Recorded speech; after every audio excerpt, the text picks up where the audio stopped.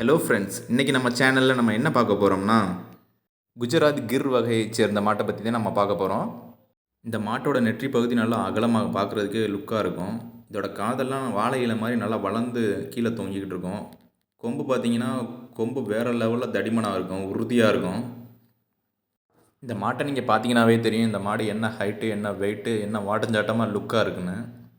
மாடுன்னு எடுத்துக்கிட்டிங்கனாவே அதோட ஸ்டைலே, அதோட காது இலை போல் வளைஞ்சு தொங்குறதும், அதோட கொம்பு வடிவமும் தான் அதோட லுக்கு.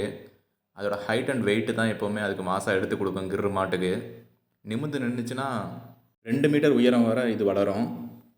எல்லா காலகட்டத்திலும் வெப்பத்தையும் குளிரையும் எதிர்கொள்கிற சக்தி வாய்ந்த மாடு இது.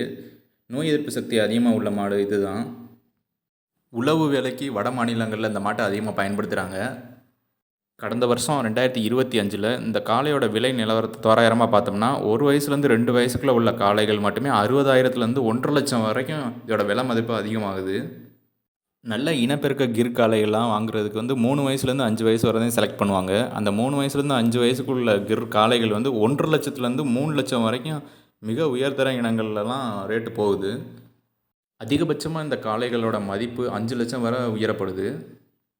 இப்போ நம்ம பார்க்குறது கிராஸ் பிரீடு. அதிலே கிராஸ் ப்ரீடிங்கில் உள்ளது இது.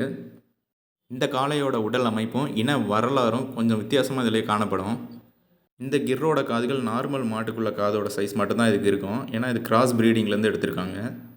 இதோட முக விரிப்பும் அந்தளவுக்கு சுருங்கமாக தான் இருக்கும், விரிவாக இருக்காது. இந்த காளைக்கு பசுந்தீவனம் நேப்பியர் புல் 15 to 20 கிலோ ஒரு நாளைக்கு தேவைப்படும். உலர் தீவனம் மேக்ஸிமம் 5 to 7 கிலோ கொடுப்பாங்க. கனசாரா தீவனம் 2 to 3 கிலோ கண்டிப்பாக கொடுத்தே ஆகணும். நீங்கள் இந்த மாதிரி காளைகளை வளர்க்கணுன்னு ஆசைப்பட்டீங்கன்னா குறைஞ்சபட்சம் நீங்கள் 60 கிலோவுக்கு ஒரு நாளைக்கு அதுக்கு உணவு அளித்தா மட்டும்தான் அது உங்களால் மெயின்டைன் பண்ண முடியும். இந்த மாதிரி சுவாரஸ்யமான தகவல் நீங்கள் கேட்கணும்னு ஆசைப்பட்டீங்கன்னா நம்ம சேனலை சப்ஸ்கிரைப் அண்ட் ஷேர் பண்ணுங்கள். தேங்க்யூ.